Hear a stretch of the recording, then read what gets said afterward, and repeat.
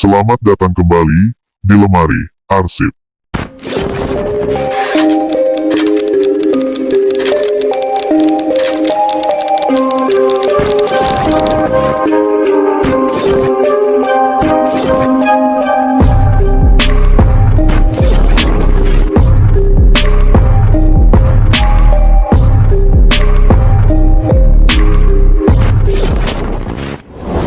Kali ini, saya akan membahas satu lagi kasus pembunuhan yang sampai hari ini belum terungkap, yang terjadi di perumahan Kebonjeruk Baru, Jakarta Barat pada tahun 2017 silam. Tapi sebelum lanjut ke pembahasan, jangan lupa untuk subscribe dan juga like untuk lebih membangun channel ini. Serta, coretkan komentar positif kalian, biar kita bisa berbagi pendapat. Tanpa banyak kata-kata lagi, siapkan jiwa, mental, serta batin kalian, dan mari kita buka arsipnya.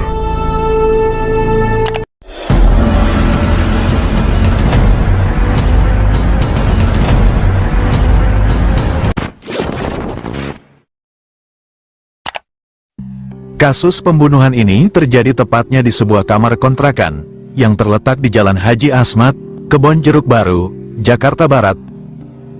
Korbannya seorang mahasiswi Universitas Esa Unggul, Jakarta Barat.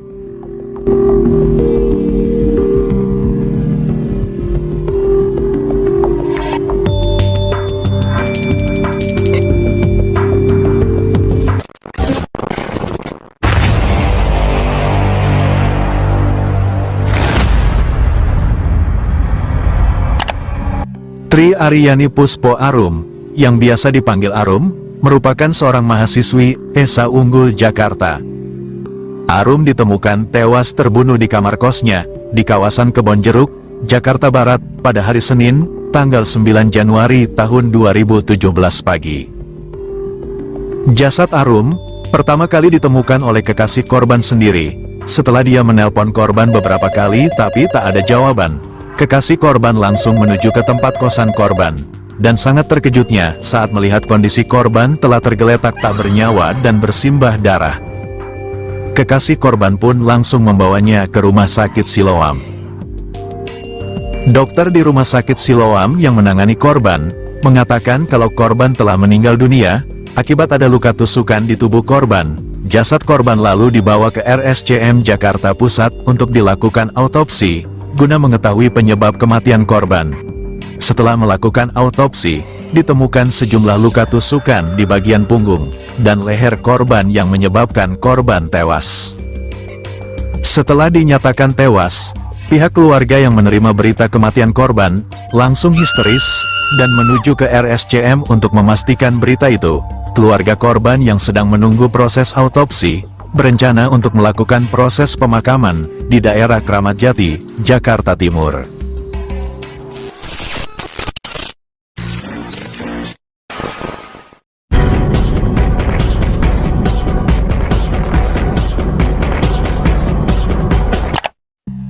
Pihak kepolisian Polres Metro Jakarta Barat langsung melakukan olah tempat kejadian perkara, TKP, setelah korban dinyatakan sebagai korban pembunuhan.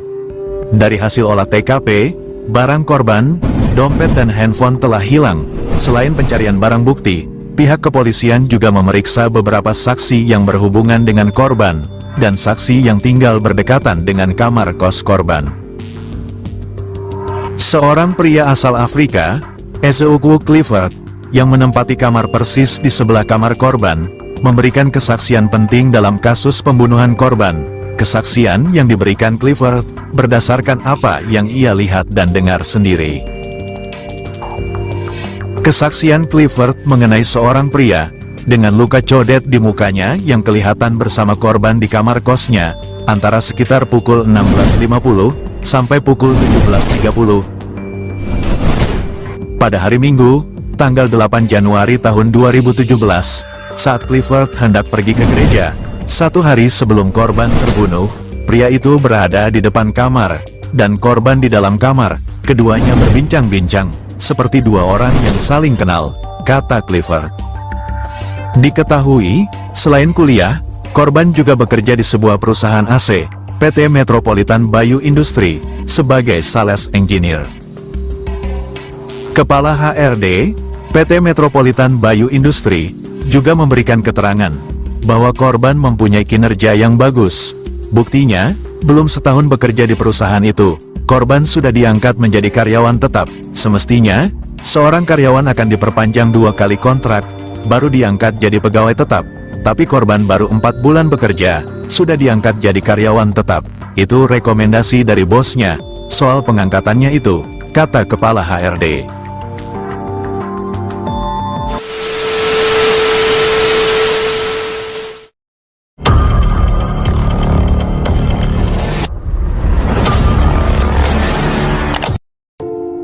Pihak kepolisian yang terus mendalami kasus pembunuhan Arum, dan sampai menyebar sketsa gambar pelaku, sesuai dengan keterangan para saksi yang didapat, serta membuat tim khusus untuk mengungkap kasus itu. Namun sampai hari ini, kasus pembunuhan Tri Aryani Puspo Arum masih belum terungkap.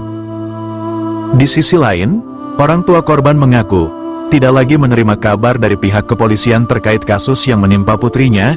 Mereka masih berusaha mendatangi Polsek Kebonjeruk untuk menanyakan perkembangan kasus tersebut.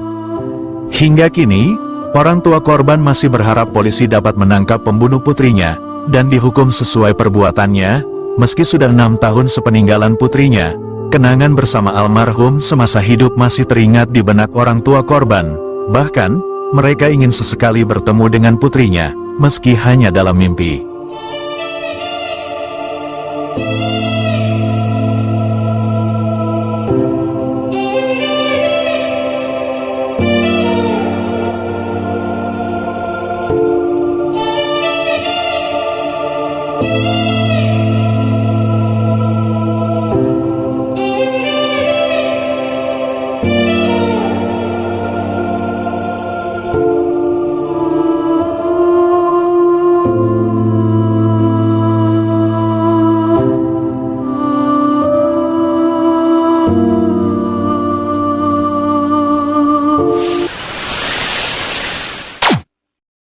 Nah, itulah salah satu arsip yang telah kita bahas kali ini. Semoga kalian meresapi kisahnya, mengambil hal positif dari kejadian itu. Tetap berhati-hati, tetap waspada, jaga diri kalian, cermat dalam memilih. Karena tindak kejahatan tidak mengenal siapa kalian dan kapan akan terjadi. Terima kasih telah menonton video ini, dan nantikan kisah-kisah nyata di lemari arsip selanjutnya.